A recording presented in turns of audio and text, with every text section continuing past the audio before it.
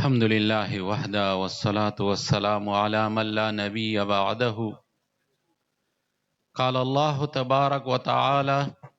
ما كان محمد أبا أحد من رجالكم ولكن رسول الله وخاتم النبيين.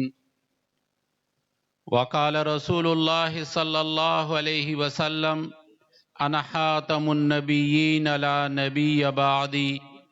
او کما قال رسول الله صلی الله علیه وسلم. زما محترمو، الله جل جلاله دی زمونږه استاسو د ټولو دا ناستا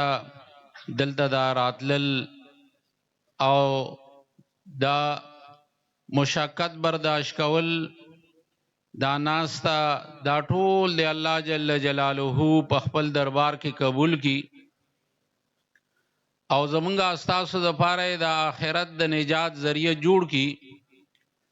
زما محترمو، تاسو حضرات د ماسپخین ناسی او د اکابرینو بیانات تاسو ډیر په غور سره واوریدل او چې کوم سوره بیانات هغه وشو نو هغه ټول چې کوم عنوان باندې دا اجتماع منعقد ده د هغې په مختلفو پهلو باندې په هغې کې خبرې وشولې، په هغې کې تفصیلي واقعات هغه زمونږه استاسو وړاندې رالل. دا اجتماع د عقیده ختم نبوت د تحفظ په عنوان باندې منعقده ده او د دې اجتماع تعلق برای راست د رسول الله صلی الله علیه وسلم سره دی. د ندوۃ العلماء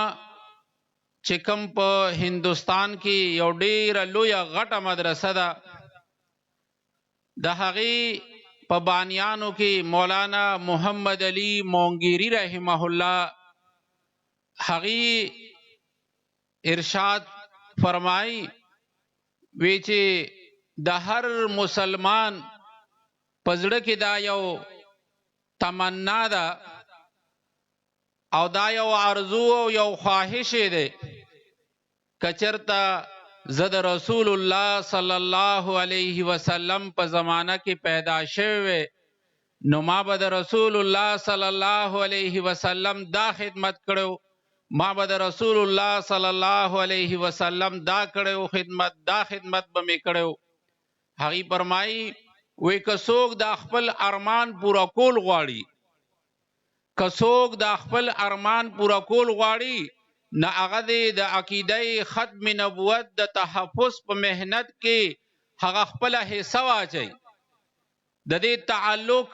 برای راست د رسول الله صلی الله علیه وسلم د ذات مبارکه سره دی. د دین سوره مهنتونه چې کیږي هغه د درس او تدریس په شکل کې دي، که هغه د سیاست شرعیه په شکل کې دي، که هغه د خانقاه په شکل کې دي، او که د دین علاوه د جهاد په شکل کې دي او نور چې سوره دینی مهنتونه کیږي، دا ټول په خپل ځای باندې ضروری دي او په خپل خپل ځای باندې د هغې اهمیت دی، د هغې د اهمیت نه انکار نشي کېدلی. لیکن د عقیده ختم نبوت د تحفظ مهنت دا برای راست د رسول الله صلی الله علیه وسلم سره دی او د دې نه علاوه چې څومره مهنتونه دي د هغې تعلق د رسول الله صلی الله علیه وسلم د اقوالو سره دی، د رسول الله صلی الله علیه وسلم د افعال مبارکو سره دی. خو لیکن د عقیده ختم نبوت د تحفظ مهنت دا برای راست د رسول الله صلی الله علیه وسلم سره دی. الله جل جلاله دی زمونږه ستاسو دا لږ غونده کې ناسته، زمونږ ستاسو دا مهنت دا لږ غونده کې مشقت برداشت کول دا دی د رسول الله صلی الله علیه وسلم د شفاعت ذریعہ زمونږ د پاره جوړ کی. زما محترمو، د عقیده ختم نبوت دا یو ضروری بنیادی او اساسی عقیده ده. د دې نه بغیر یو سړی مسلمان هغه پاتې کېدلی نشي. هغه فتاوی علمگیری کې لیکلي دي وای که یو سړی نسوک تپوسو کی چې ستا د پیغمبر سنوم دی او دی وای چې ما ته خو پته نشته دی نو دا سړی مسلمان نشي پاتې کېدلی. نو زما محترمو عقیده ختم نبوت دا زده کول او دا د دې مخکې پرچار کول خلکو ته دا خودل دا د هر مسلمان ذمہ داری ده. عقیده ختم نبوت اگر چې د الفاظو په اعتبار سره آسانه ده. رسول الله صلی الله علیه وسلم آخری نبی دی. د رسول الله صلی الله علیه وسلم نه با رستو چاته نبوت نه ورکول کیږي. د رسول الله صلی الله علیه وسلم نه بعد با نوې نبی هغه ناراضي هغه اعتراض کوي چې تاسو وایي چې د رسول الله صلی الله علیه وسلم نه بعد به بل نبی ناراضي او تاسو دا وایي چې د قیامت نږدې به حضرت عیسی علیه السلام تشریف راړي نو دا خو د رسول الله صلی الله علیه وسلم نه بعد تاسو د رسول الله صلی الله علیه وسلم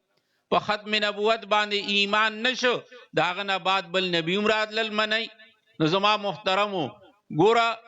حضرت عیسی علیه السلام ته الله جل جلاله نبوت ورکړو خو هغه د رسول الله صلی الله علیه وسلم نه مخکې میلاو شوی دی. د رسول الله صلی الله علیه وسلم نه بعد با هغه راځي لیکن دلته کې د رسول الله صلی الله علیه وسلم نبوت بچلیږي. د حضرت عیسی علیه السلام نبوت په خپل ځای باندې دی لیکن دلته کې چې هغه راشي نبوت به د رسول الله صلی الله علیه وسلم چلیږي. حضرت عیسی علیه السلام ته نبوت ورکړی شو خو د رسول الله صلی الله علیه وسلم نه وړاندې ورکړی شوی دی. او دا زمونږه ستاسو ایمان دی چې حضرت عیسی علیه السلام هغه په آسمانونو کې چې د الله جل جلاله سرنګ هغه الته کې ساتي خو زمونږه ایمان دا دی چې هغه په آسمان کې دی او قرب قیامت به هغه راکوزیږي. دا زمونږه ایمان دی خو هغه ته نبوت د رسول الله صلی الله علیه وسلم نه مخکې میلاو شوی دی. زما محترمو دغه عقیده دې ته ویل کېږي عقیده د ختم نبوت. عقیده د ختم نبوت دا د هر مسلمان ته که هغه معشوم دی هغه ته یادول بکار دی که لوی دی که زمیدار دی عموما دا پدی باندې ایمان د هر مسلمان دی لیکن الفاظ هغه مختلف وي. بعضی وخت کې هغه انکران تپوس کوي نو یو عام ساده لوح مسلمانان په هغه کې هغه ودریږي خبره نشي کوله نو چې مونږه تاسو داسې مهنت وکړو په هر زمیدار هر ریړای والا هر چې سوره خلق دی که زمیداران دي که د سکول کالج الکان دي که هغه په هر میدان کې او مسلمان دی چې موږ هغه د غوږونو ته دا आवाज ورسو د عقیده ختم نبوت هغه د هغه مطلب د هغه غوږونو ته ورسو چې د عقیده ختم نبوت مطلب دا دی.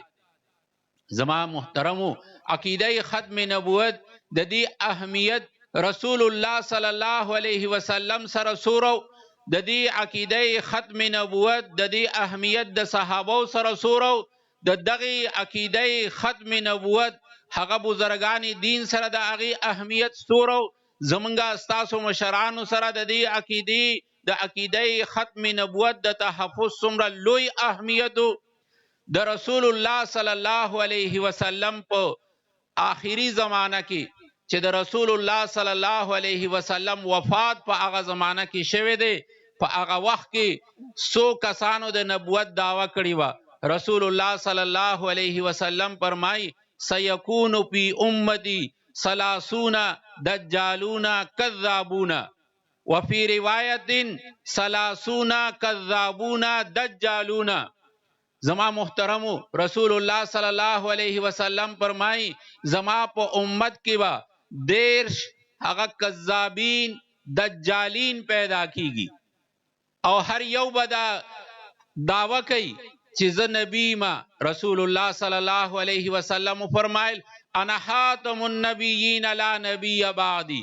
زه آخری نبی زمانه بعد بل نبی راتللو والا نشته دی. رسول الله صلی الله علیه وسلم پیشنگوئی کړی و د رسول الله صلی الله علیه وسلم په هغه مرض الوفات کې او دې سره نږدې سو کسانو د نبوت دعوا وکړله. په هغه کې یو مسیلمة الکذاب، هغه د قبیله بنو حنفیه د هغه سړیو رسول الله صلی الله علیه وسلم ته یو جرګه راغلی و. دی هم په هغه کې راغلی چې کله واپس لاړ نو رسول الله صلی الله علیه وسلم ته یو خط راولېږه. رسول الله صلی الله علیه وسلم ته دو کاسیدانې راولېږل او په هغه خط کې ورته لیکلیو وی عرب چې دی نو هغه زیاتې کوي، وی یا خداو کا چې د خپل مرګ نه بعد ما خپل خلیفہ مقرر کا او یا ما سره دغه تقسیم کا. په عربو کې بستا نبوت چلیږي او په دې پله په عجم خلکو کې به زما نبوت چلیږي. رسول الله صلی الله علیه وسلم هغه کاسدانو ته وی که چرته زما په نیز باندې د کاسد قتل جایز وي نو ما و تاسو قتل کړی وي، خو زه دا نه خوښوم چې زه کاسد قتل کم. او بیا ورته د هغې په جواب کې ولیکل وی کته د یو تیلی برابر د هغې مطالبه کې زه دا یو تیلی در کولو ته هم تیار نیمه. دویم اسود عنسی په یمن کې هغه د نبوت دعوا کړې وه او طلیحه اسدی هغه د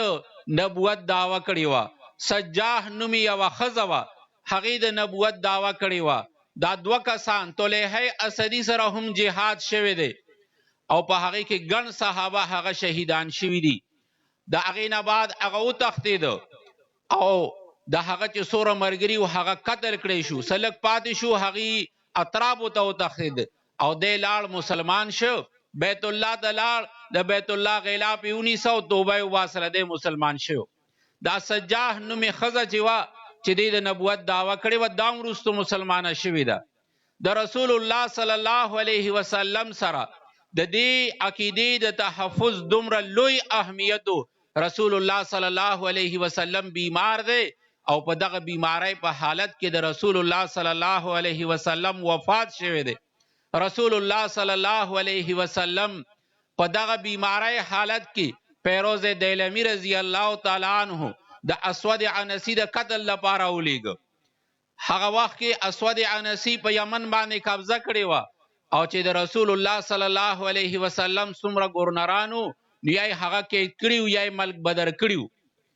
د فیروز دیلمی رضی الله تعالی عنہ د هغه د تره لور وه او د په زبردستی باندې هغه په خپل نکاح کې اخیستلې وه. چې کله دی لاړ رسول الله صلی الله علیه وسلم د تشکیل کړو د پس ذریعه سره د هغه خپل د هغه تره لور سره رابطه وکړله. هغه مسلمانه وه. هغې ورته وی چې زه به د یو طرف نه تا ته دروازه هغه کولاو کم چې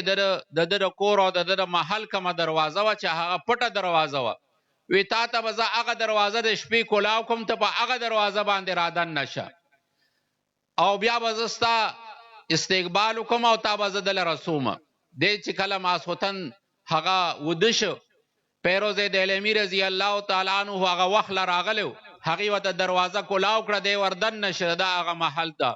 کمرې ته ورسېده، په ده باندې ګزار وکړو. چې کله یې پې ګزار وکړو او د خرړاري آواز شروع شو نه هغه د ده چې کوم محافظین و هغې راتلل هغې ورته وی دا ستاسو په پیغمبر باندې وحي راځي لږ په ارام شی وي. د هغه سا چې وخته د هغې نه بعد هغه اعلان وشو چې هغه قتل کړی شو. رسول الله صلی الله علیه وسلم په هغه مرض الوفات کې فیروز دیلمی رضی الله تعالی عنہ لیږلی که کله فیروز دیلمی رضی الله تعالی عنہ واپس راځي نو د یمن او د رسول الله صلی الله علیه وسلم په منځ کې د یو میاشت مسافتو دا غم به رسول الله صلی الله علیه وسلم په خپل سینه مبارکه کې وړی ځان سره. الله ته دا خوښه نه وه. الله جل جلاله ته د وحی په ذریعه سره اطلاع وکړله چې اسود عنسی هغه قتل کړی شو. رسول الله صلی الله علیه وسلم سره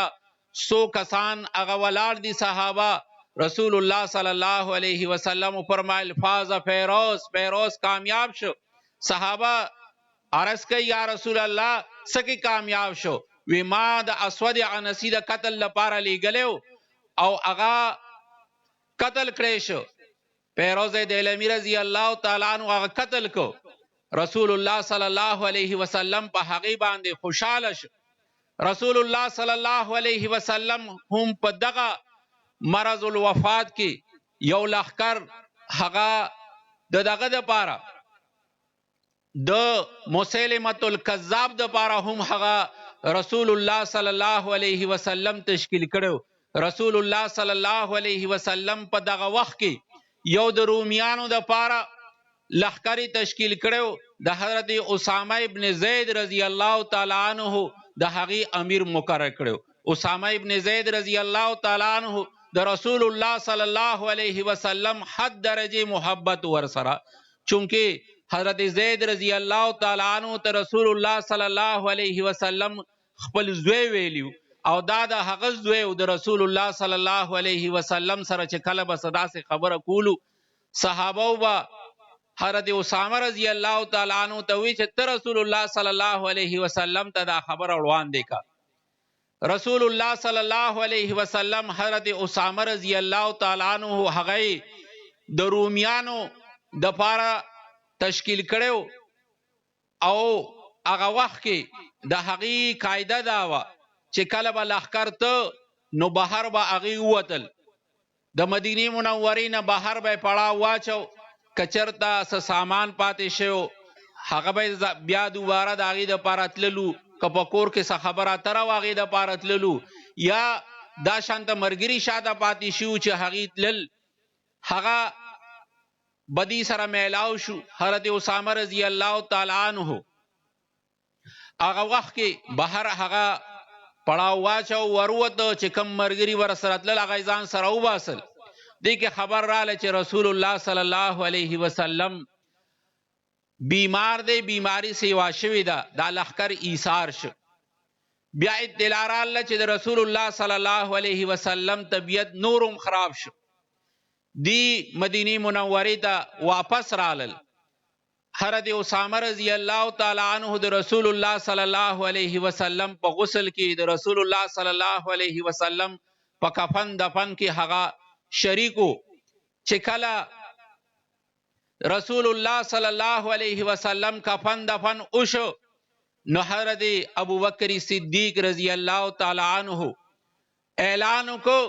چې کم لښکر هغه رسول الله صلی الله علیه وسلم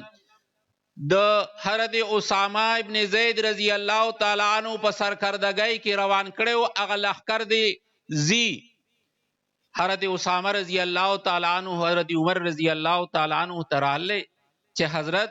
زه خو نوجوان یم، دې کې لوی لوی صحابه دي، تجربه کار دي، ته حضرت ابوبکر صدیق رضی الله تعالی عنہ ته وایا چې بل څوک امیر مقرر کی، زبور سره بطور خادم کار کوما. حضرت عمر رضی الله تعالی عنہ هغه پاسید ابوبکر صدیق رضی الله تعالی عنہ ته عرض وکړو چې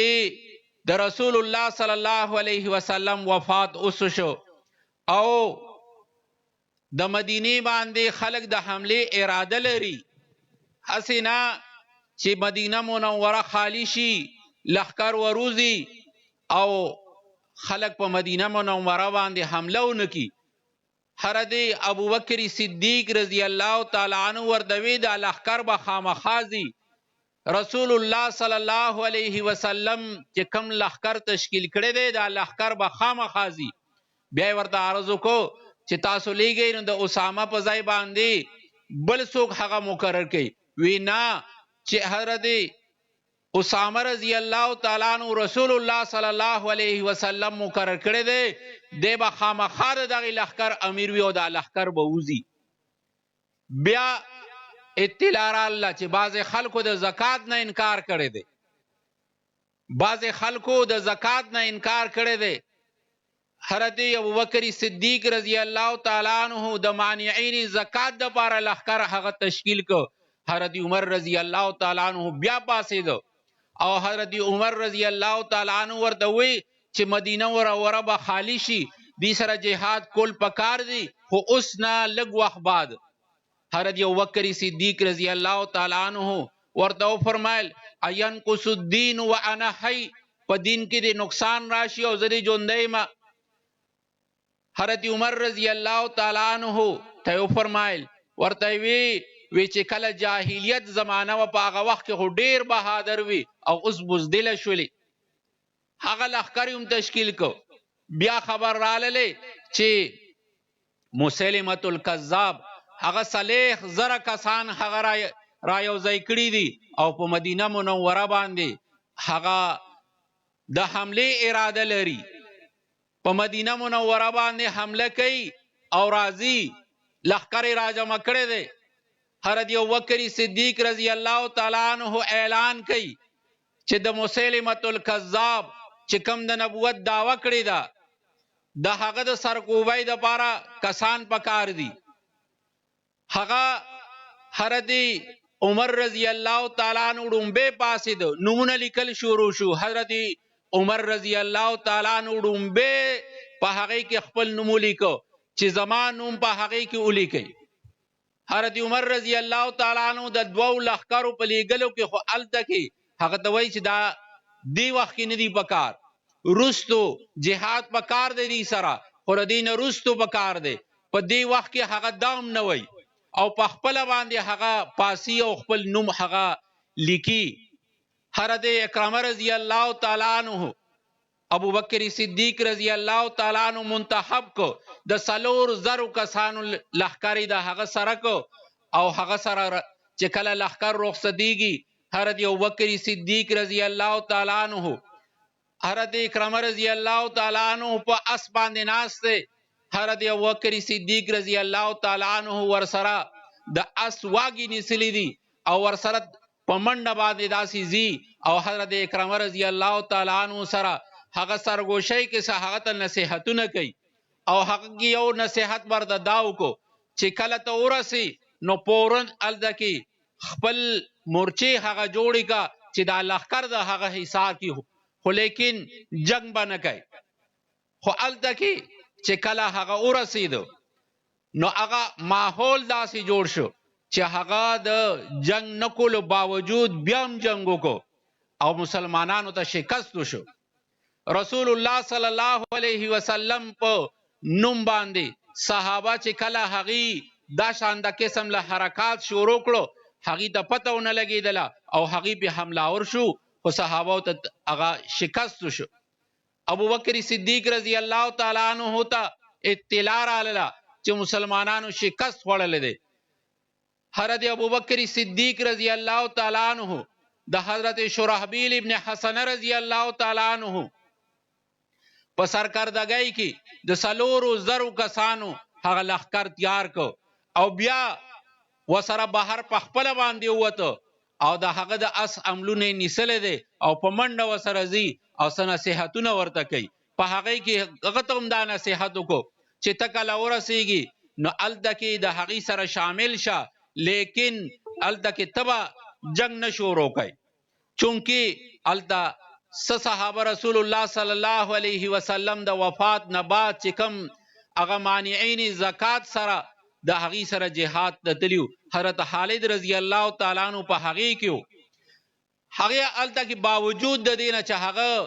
جنگ نکول غختل هغه داسې حرکات وکړل چې دی ورسره جنگ وکړو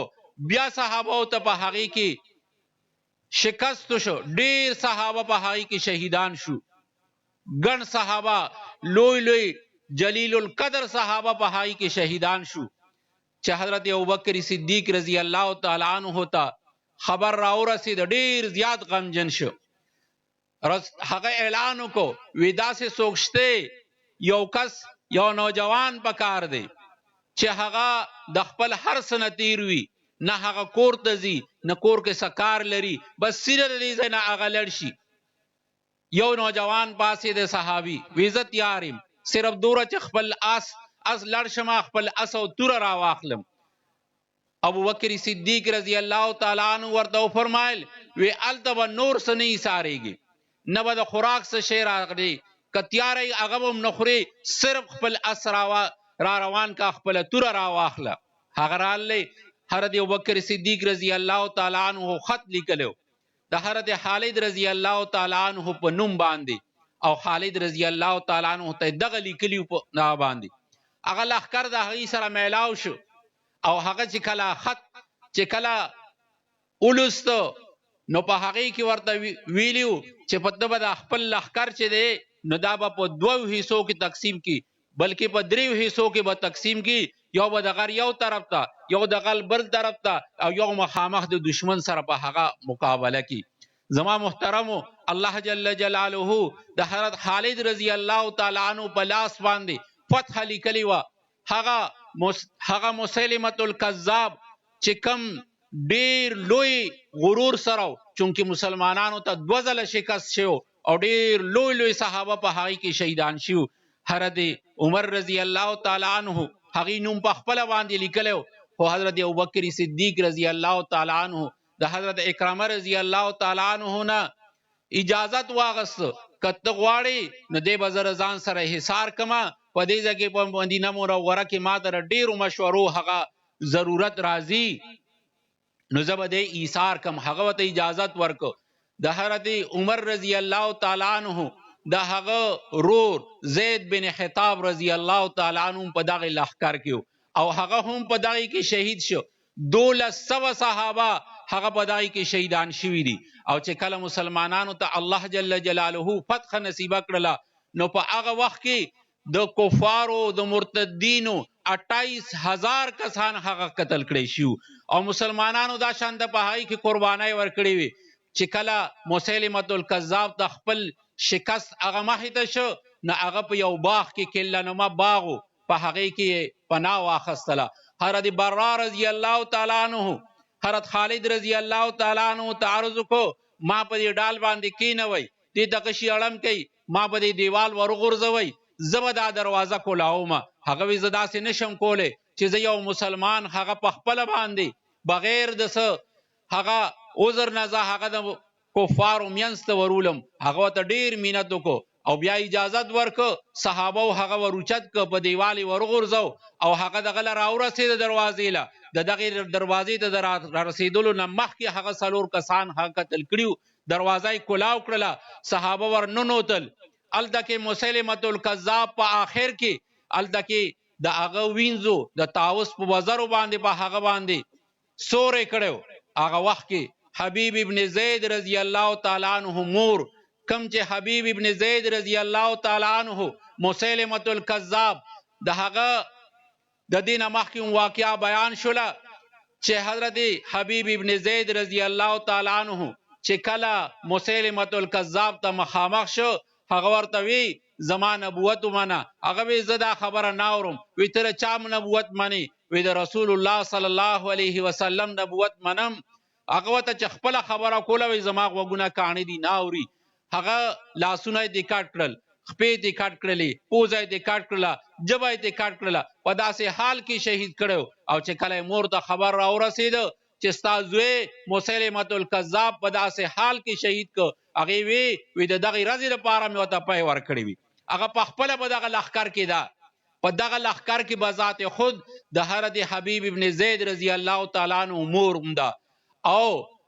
هغه کې وحشی رضی الله تعالی عنہ چاچه حضرت حمزه رضی الله تعالی عنہ هغه شهید کړو دوی ویزه یو داسې موقع په تلاش کوم چې ما په حالت د کفر کې داسې او کار کړی چې د هغه داغ ما باندې ټول عمر لا لګیدلې دی زبا په حالت د اسلام کې داسې او کار کوم داسې او کارنامه وکوم چې هغه داغ زمانه وینځل شي ویزه دغه شي شتلو ډیر ماهروم د دې یو طرف نه لاړ او الته غشه برابر کو په مسلمه الکذاب باندې هغه گزارو کو او د حبیب ابن زید رضی الله تعالی عنہ مور هغه په اسود په مسلمه الکذاب باندې توري گزارو کو د هغه وینځي چې کم په مسلمه الکذاب باندې د تاوس په پانو د تاوس په وزرو باندې سورې کړو د هغې د خبرې نه معلومیږي وی هغه تور سړی زمونږ سردار قتل کو نو دینه معلومیږي چې د وحشی رضی الله تعالی عنہ غشه هغه مخکې لګیدل دي او د حبیب ابن زید رضی الله تعالی عنہ د مور د توري گزار هغه رستو لګیدل دي زما محترمو رسول الله صلی الله علیه وسلم سره د دې عقیده د تحفظ دومره لوی اهمیت صحابه سره دومره لوی اهمیت صحابه خپل هر څه په دې باندې قربان کړل مونږه تاسو بار بار اورو چې 259 صحابه د رسول الله صلی الله علیه وسلم چې سوره غزوات کړي دي څومره سرایای کړي دي په هغه ټولو کې 259 صحابه شهیدان شوي دي او د عقیده ختم نبوت د تحفظ دپاره د صحابي څومره لویه درجه ده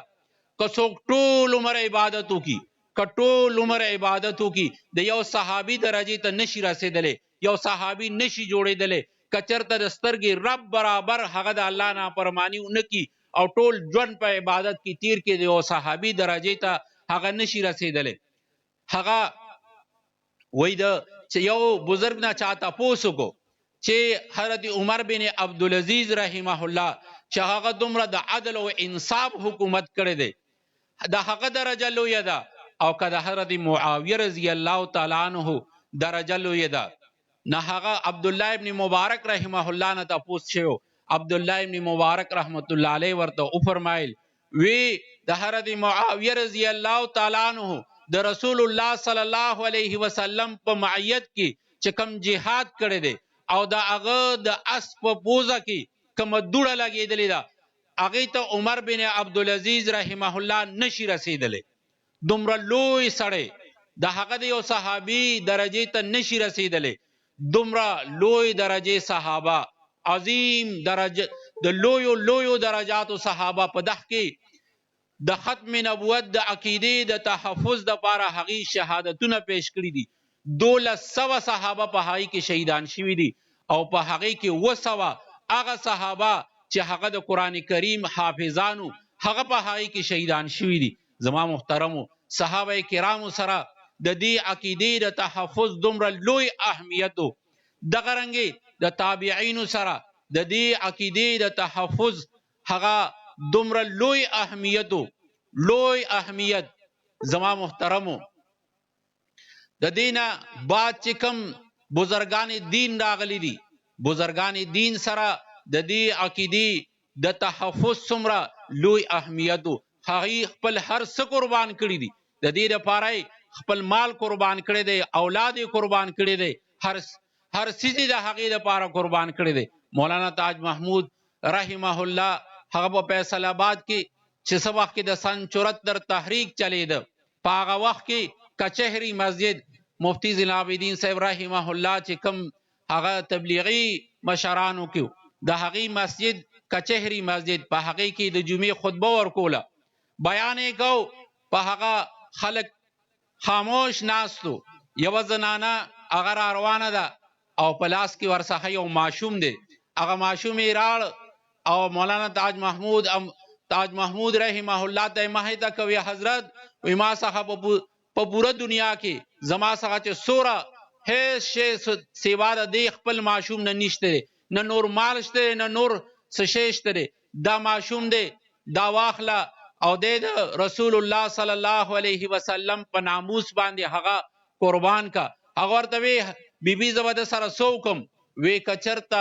په مجاهدین ختم نبوت باندې ګولۍ وریږي نو زما دا ماشوم ورته ورمخې ته کا وی په ده باندې به ګولۍ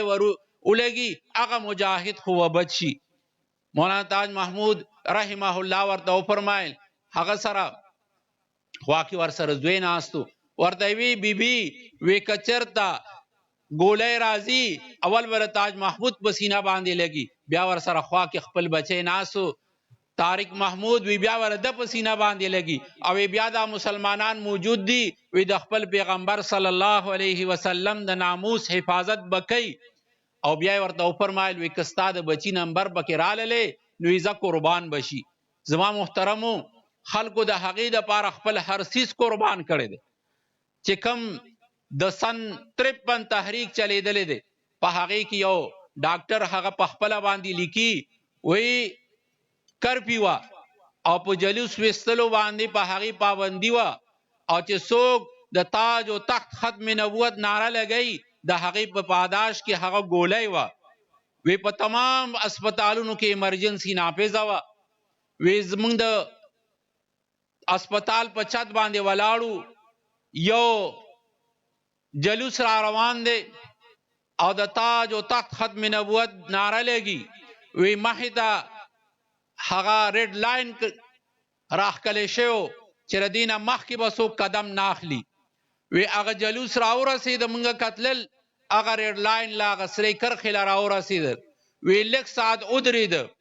وی بیا په هغې کې یو نوجوان ورمخکې شو او هغه نوجوان ناره لګی چې تاج و تخت ختم نبوت. او هغه اړې نه ګولۍ راځي، هغه نوجوان په سینه باندې لګي راغورځېږي. وی بل نوجوان د هغه د سینې د پاسه ودرېده او ناره لګی چې تاج و تخت ختم نبوت. وی بله ګولۍ راځي او په هغه نوجوان باندې لګي، هغه هم راغورځېږي. وی مونږ خو د هغې نه بعد راکوز شولو، د دې نه پته نه لګي چې څومره کسان به په هغه شان د په هغه ګولۍ باندې لګېدلي. وی مونږ وی چې اوس به دا کسان راړي اسپتال ته راړلی شو. وی د هغې نه بعد مونږ ته پته ولګېدله چې دا اولنی هلک او دا دویم هلک دا په خپلو کې سکر وڼو. زما محترمو،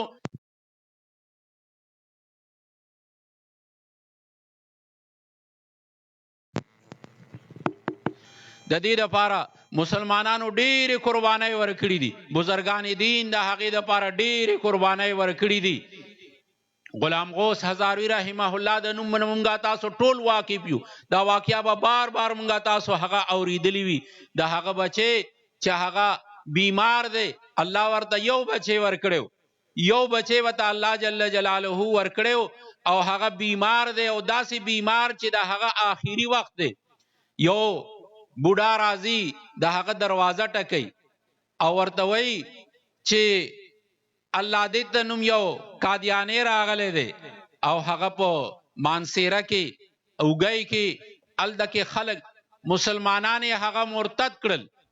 مسلمانان هغه قادیانان شول. هغه ورته وایي چې زما خو زوی بیمار دی او په داسې حال کې د مرګ په حالت کې دی. هغه بابا ورته وایي چې زه نور نیمه پوه، خو زه راغلی م تاله، ما خو ته پیژندلې تاله راغلمه. بابا ورته وی لږ صبر وکړه. هغه لاړ په کور کې یوه تیلی د کتابونو وه، هغه به اکثر د ځان سره ګرځوله. وی هغه راواغستله، خپله بیبي ورته وایي چې دا بچی دی بیمار دی او مرګ یې هللی. هغه ورته وی د کفن دفن انتظام به ورله څوک وکړي. وی روان شو. هغه وخت کې به یو ګاډی یو بس به ته وي د بپې نه، او چې کله لا بس نو روان شوی چې څوک رالل ورته اطلاع ورکړله، وی حضرت ستا بچی وفات شو. ورته وی د کفن دفن انتظام وله وکړي. دی لاړ او هغه خلک چې کم خلک مرتد شو د هغه قادیانی په محنت باندې هغه دوباره الله جل جلاله په اسلام کې داخل کړل. یو هفته بعد چې راللی د خپل بچی قبر ته لاړ او بیا د هغې نه بعد د هغه خپل بیبي نه تپوس کوي. وی چې زه ووتلم نو زما نه دی بچي څه کیفیت و؟ نه هغه ورته وی چې کله ته ووتلی نو دی بچي به بار بار دا وي، بار بار یې دا وي چې زما بابا څه شو. زما محترمو دا په زړه باندې د تېرېدلو خبره ده. هغې دا برداشت کړله، هغې سره د دې عقیدې د تحفظ دومره لوی اهمیت و.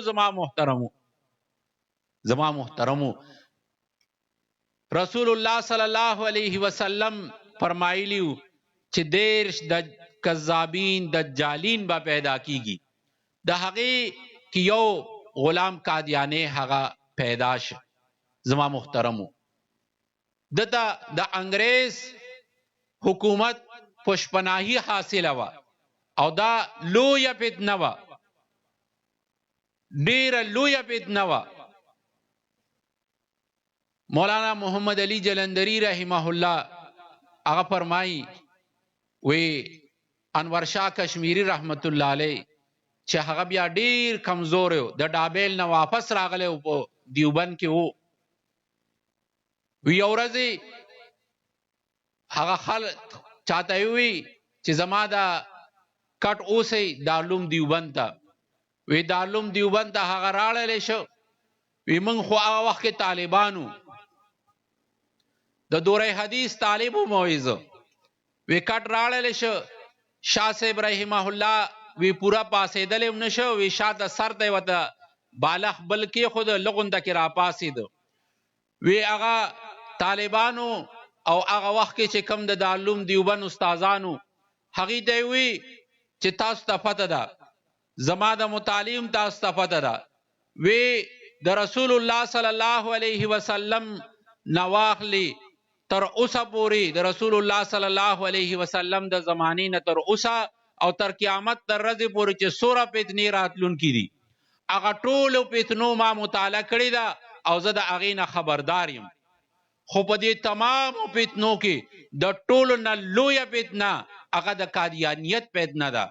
قادیانیت فتنه هغه وپېژنئ زما محترمو وی د کشمیری رحمت الله علیه زوی هغه په خپله باندې په یو کتاب کې هغه لیکلی دي وی د کشمیری رحمت الله علیه د هغه د ختم نبوت د کار کوونکو سره د محبت انتها وه وی چې کله به شاه صاحب راته وی اکثر به یې دا وي چې د شاه صاحب تذکره به یې کوله چې هغه نه راځي وی یو ورځ یې ورته اطلاع ورکړی شوله چې هغه را روان دی وی کور ته وی ټول عمر کې هغه چرته کچن ته نه وتلی وی هغه اواز یې زما والدې ته د دروازې نه کو وی هغه چرته په کچن کې وه په کچن ته ورپسې لاړ ورته وی د رسول الله صلی الله علیه وسلم مېلمه را روان دی د هغه دپاره ډېره تیاري وکړه او ډېر ښایسته خوراک د هغه دپاره تیار کا زما محترمو مشرانو سره د دې عقیدې د محنت کوونکو سره د هغې دومره لوی محبت و د هغې سره زما محترمو فتنه قادیانیت دا یوه داسې فتنه ده چې دا پیژندل پکار دي په مختلفو شکلونو سره په مختلفو ذرایعو سره دا خلک محنت کوي څنګه چې مولوي صاحب مولانا عابد کمال صاحب تاسو ته وفرمایل چې تنزل شروع دی لیکن دا خلک محنت کوي په مختلفو طریقو سره کوي د دې اجتماعاتو د کولو د دې پروګرامونو د جوړولو د دې کور کور ته د آواز رسولو د دې حضراتو مقصد دا دی چې زمونږ د مسلمانانو ایمان بچ شي زمونږ د نوجوان نسل ایمان بچ شي دا وخت دا د میډیا وخت دی هر نوجوان سره په جیب کې په لاس کې موبایل دی او په هغې باندې مختلف خلک لګیا دی څوک سوی څوک پکې سوی او دا نوجوان د دې تمیز هم نشي کولی چې دا قادیانی لګیا دی که دا بل څوک لګیا دی او په هغې باندې زمونږ د نوجوانانو په ایمان باندې ډاکه غورځېږي زما محترمو قادیانان دا پیژندل پکار دی د قادیانیت عقیده هم پیژندل پکار دی د هغې طریقې محنت هم پیژندل پکار دی قادیانی دا عام کافر نه دی عام کافرانو سره رسول الله صلی الله علیه وسلم معاملات کړي دي رسول الله صلی الله علیه وسلم ور سره اغستل خرڅولوم کړي دي رسول الله صلی الله علیه وسلم د وفات په وخت کې د یو یهودی نه هغه څه اوربشې هغه قرض راغستلی وي او خپل زغری ور سره هغه ګاڼه کړې وه او چې کله وفات شو نو ابوبکر صدیق رضی الله تعالی عنہ هغه د هغه نه آزاد کړله رسول الله صلی الله علیه وسلم یهودو سره معاملات کړي دي مشرکانو سره معاملات هغه کړي دي اغستل خرڅولې ور سره کړي دي لیکن قادیانان دا مرتد کافر دي او زندیق کافر دي قادیانان دا عام کافران نه دي کمنګا تاسو وګورو نو په دې ملک ډیر مذهبونو والا خلک هغه پاتې کیږي هندوان پکې پاتې کیږي عیسایان پکې پاتې کیږي سکان پکې پاتې کیږي یهودیان پکې پاتې کیږي پارسیان پکې پاتې کیږي د ګڼو مذهبونو خلک په دې ملک هغه وخت تیری خو نه د هندوانو خلاف چرته جلسه شته دی نه اجتماع شته دی نه د سکانو خلاف شته دی نه د عیسایانو خلاف شته دی او نه د پارسیانو خلاف شته دی د دې وجه سره چې د قادیانانو خلاف هغه دومره لوی اجتماعګانې کیږي او محنتونه کیږي جماعت په جماعت باندې هر سکول ته او هر تعلیمی ادارو ته کالجونو ته یونیورسټو ته او د دې نه علاوه په بازارونو کې او په هر جماعت او مسجد کې आवाज لګي د قادیانانو خلاف او دومره لوی اجتماعګانې هغه منعقد کیږي. د دې وجه څه ده؟ زما محترمو، قادیانی چې دی نو د عام کافر نه دی، د مرتد دی. یو په دې کې دوه قسم له خلق دی، یو چې دی نو هغه مرتد دی او یو پکې زندیکان دي. په قادیانانو کې څه مرتد دي؟ مرتد هغه دي چې کم اول نه مسلمانانو او درستو د هغې نه بعد ایمان پرېښی دی او قادیانی شوی دی، نو دا مرتد دي. او چې کم پیدایشي قادیانان دي نو دا زندیکان دي. زندیک څه ته ویلې کیږي؟ زندیک ویلې کیږي دیتا چې د اسلام منمانی تشریح کوي،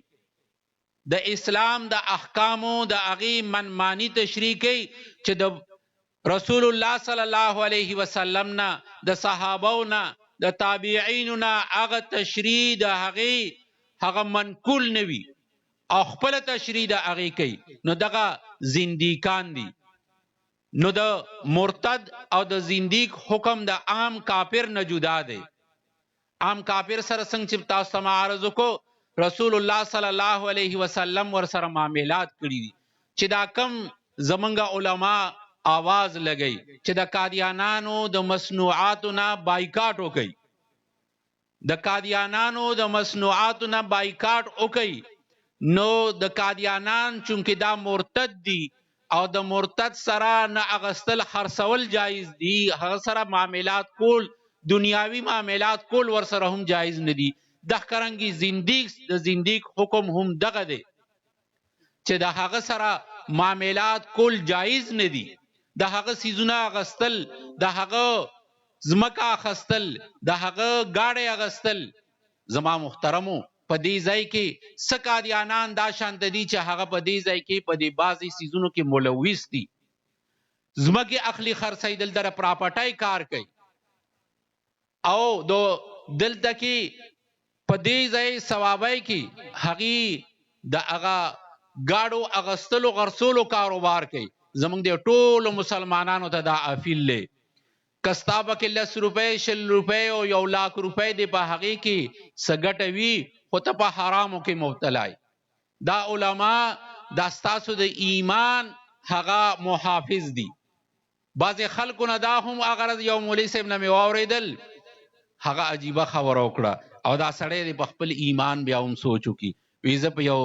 مسجد کې امام وم، نو وی چې کله د هغې نه رالم، وی چې موږ له داسې هغه امام په کار دی چې په منبر باندې د ختم نبوت زنده‌باد ناره نه لګوي. نو دغه سړی دا مسلمان دی لغونده کې په خپل ایمان باندې لغونده کې سوچ وکړي چې د کومه جمله ویلې ده. زما محترمو، که چېرته د 1 لاک روپو او اکثر موږ دا اورېدلي دي چې هغه سړی هغه دا راولي د دې وجې نه دا ګاډي چې لغونده کې ارزانې دی خلکو ته ورکوي او هغه خلک یې اخلي دي په دې دغه باندې. نو زما محترمو، منګه تاسو مهنت وکړو، د قادیانیت دا اصل چهره د خلکو ته ښکاره کړو او د دینی حیثیت سره یې ښکاره کړو چې د فقې په دغه باندې اصول باندې هم منګه تاسو وګورو. د دینی چې دې سره معاملات کول، هغه چې هر څنګه معامله ده، که وړوکې څیز ته اغستل خرڅول دي ور سره حرام دي، که لوی څیز اغستل خرڅول دي هغه ور سره حرام دي. که ته کومه نفع کوي، ځمکه دې واغستله او تا ته په هغې کې نفع ده، دا نفع حرامه ده، په خپلو بچو یې حرامه خورئ. زما محترمو، لږ غونده کې د خپل پیغمبر سره د هغه محبت اظهار وکړو. هغه پیغمبر چې زما استاد لپاره هغه جړلي دي، ورځ شپه یې جړلي دي، او زما استاد لپاره د عرفات په میدان کې 4 غنټې هغه لاس اوچت کړي دي. او د عربو هغه ګرمي چې نن موږ تاسو وګورو چې هلته کې هر قسم له سهولیات وي په میدان عرفات کې، باوجود د هغې نه څومره خلک په هغه د عرفات په میدان کې وفات شي چې هلته کې د ایسی انتظام شته دی، نور انتظامات شته دی، د اوبو د هر څیز انتظام شته دی. رسول الله صلی الله علیه وسلم هلته کې 4 غنټې زما استاد لپاره هغه لاس اوچت کړی دی او زما استاد لپاره دعا غواړي. د مرګ په وخت کې چې مرګ ورته راځي، په هغه وخت کې رسول الله صلی الله علیه وسلم 9 بیبیانې موجود دي. په هغه وخت کې هغه د خپلې بیبي فکر نه کوي، په هغه وخت کې که د رسول الله صلی الله علیه وسلم د زبان مبارکه نه الفاظ اوزي نه هغه زما او ستا مبارکي دي. د خپل امت مبارک هغه د مرګ په حالت کې هم د مرګ په وخت کې هم د رسول الله صلی الله علیه وسلم د زبان مبارکه نه که الفاظ روان دي نو د خپل امت مبارکی دي. زما محترمو د رسول الله صلی الله علیه وسلم زمونږ استاسو سره دومره محبت او زمونږ استاسو د خپل پیغمبر سره دومره بے وفایی، د خپل پیغمبر سره مینا محبت دا د ایمان جز ده. او د محبت زدکو د چانه د صحابو نه، د صحابو د رسول الله صلی الله علیه وسلم سره سرنګ محبتو. کم صحابی عبدالله بن زید بن عبد ربه ته چا په وجه باندې چاته چې الله جل جلاله په خوب کې د اذان خودلې ده، دغه صحابی د په بخپل باغ کې کار کو وتلې ده او په هغه وخت کې وته خبر راللې چې د رسول الله صلی الله علیه وسلم وفات شو. د پاسې ده او دعا وکړه، وی الله چې په کومو غوږو باندې ما د خپل حبیب صلی الله علیه وسلم आवाज اوریده اوس هغه आवाज ناورم، وی د دې سماعت د دې غوږونو د دې ضرورت پاتې نشو. یا الله د دینه هغه قوت سماعت د اوریدو هغه طاقت واخلي. او یا الله په دې سترګو چې ما خپل حبیب صلی الله علیه وسلم هغه لید هغه ذات اوس نوینم، یا الله د دې نظر ضرورت پاتې نشو، وی دا نظر واخلي. فرمایي وی د سترګو هغه نظر یم لاړ او د غوږونو هغه سماعت یم لاړ او چا د لاس نیولې د هغه باغ نه کور ته راوست. زما محترمو د صحابه او د خپل پیغمبر د خپل خوږ پیغمبر صلی الله علیه وسلم سره دومره هغه محبتو. صحابه پر رسول الله صلی الله علیه وسلم باندې هر څه قربانول. وای چې کله مدینه منوره ته هجرت وکړو، حضرت برا رضی الله تعالی عنہ یو نوجوان صحابي دی، د رسول الله صلی الله علیه وسلم د اوخی نه کله مخکې کیږي او کله تشاته کیږي. نو هغه رسول الله صلی الله علیه وسلم ورته وی الک ولی وی سدی عرض دی، وی یا رسول الله تاسو سره مې محبت دی، وی خو ما سره د محبت دی، وی ورشه د پلار سر دی مال راړه دور منډه کړله. رسول الله صلی الله علیه وسلم ورته وی راشه، وی منګه پچا باندې پلاران نه قتل کو، خو ما قتل چستا زما سره دا محبت یقیني دی او که یقیني نه دی. زما محترمو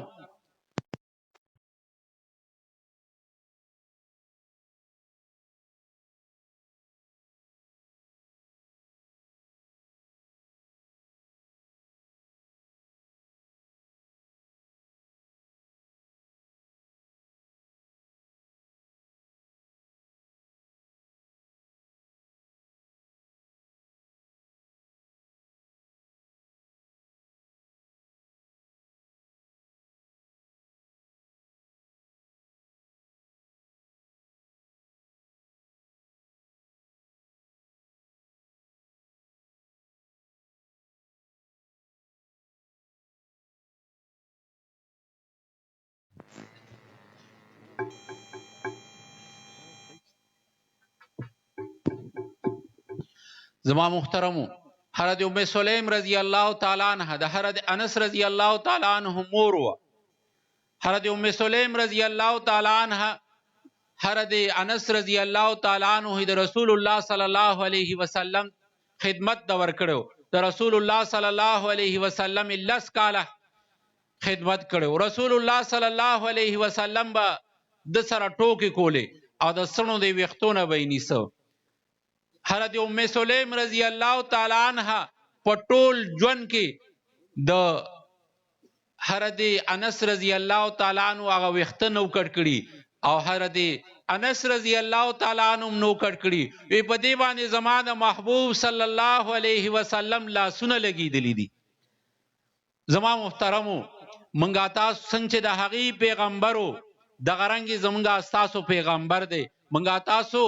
د ایمانی غیرت په بنیاد باندې خپل پیغمبر صلی الله علیه وسلم سره د محبت اظهار وکړو. د محبت اظهار داده چې د رسول الله صلی الله علیه وسلم د دشمنانو سره منګه تاسو نفرت وکړو. د رسول الله صلی الله علیه وسلم دشمن قادیانان د هغې سره منګه تاسو هر قسم لا بایکاټ وکړو. سوشل بایکاټ منګه تاسو هغې سره وکړو. د هغې د مصنوعاتو نه منګه تاسو بایکاټ وکړو. د هغې سره منګه تاسو نفرت. دا د رسول الله صلی الله علیه وسلم سره د محبت اظهار دی. زما محترمو د عقیده ختم نبوت نعره منګه تاسو په هر جماعت کې په هر مسجد کې په هر اداره کې منګه تاسو دا نعره هغه ولګو، عام خلکو ته ورسو، هر چا ته ورسو او هر ځای کې منګه تاسو دا نعره هغه ولګو. یقینا قادیانان په دې وخت کې په دې حال کې چې هر ځای کې دي د مسلمانانو د بچو د هغې په ایمان باندې د ډاکې اچولو دپاره هر وخت کې هغې سازشونه کوي، هر حال کې هغې سازشونه کوي. یو بزرگ فرمایي وی که چرته په هغه سمندر کې یو دوه میان هغه نخلی او جنگ کوي نو زما به دا یقیني چې دی کې به هم د قادیاني لاس وي. قادیانان زمونږه ستاسو د ملک د پاکستان هم دشمنان دي، د مسلمانانو هم دشمنان دي. د دشمن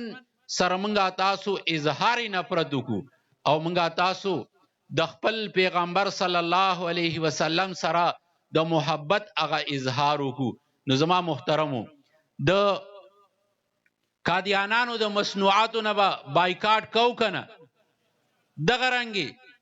زما محترمو د قادیانانو د مصنوعاتو د بایکاټ خو چې کوم منګه تاسو دلته کې یو او خبره اورو بار بار منګه تاسو زو خو دې سره سره چې کوم مسلمانان هغه دکانداران دي او کاروباري خلک دي هغې سره منګه تاسو په پیار محبت باندې خبرو وکړو او هغه خلک د دینه منع کړو. دغه شانته د عقیده ختم نبوت د دین خپل ځان خبر کو. د دې لپاره لیټریچر دي، هغه لیټریچر منګه تاسو حاصل کو. دې سره سره د لولاک رساله هغه ماهانه رساله راځي، هغه منګه تاسو ځان لپاره جاری کو. د ټولو نه د کم قیمت په پاکستان کې د ټولو نه د کم قیمت او د ټولو نه زحیمه رساله هغه د لولاک رساله ده. هغه منګه تاسو ځان له جاری کو، وایخلو مطالعه کو یې هر رساله هغه ګورو. او دې سره سره هفته روزه ختم نبوت چې د کراچۍ نه راځي، لولاک دا د ملتان نه جاریږي او ختم نبوت دا د هفته روزه ختم نبوت دا د کراچۍ نه راځي. نو منګه تاسو دا هم د ځان لپاره جاری کو. پدې کې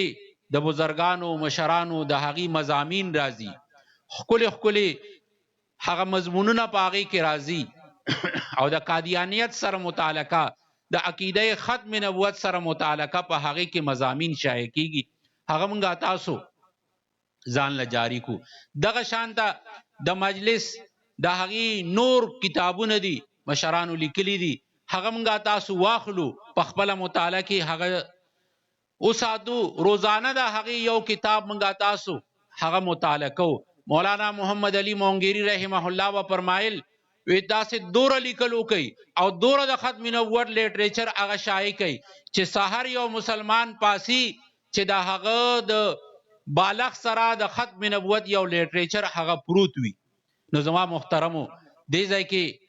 بهر سټال د عالمی مجلس تحفظ ختم نبوت مشرانو چې کم کتابونه لیکلي دي هغه دې ځای کې بار په سټال کې میلاویږي. منګه تاسو هغه واخلو،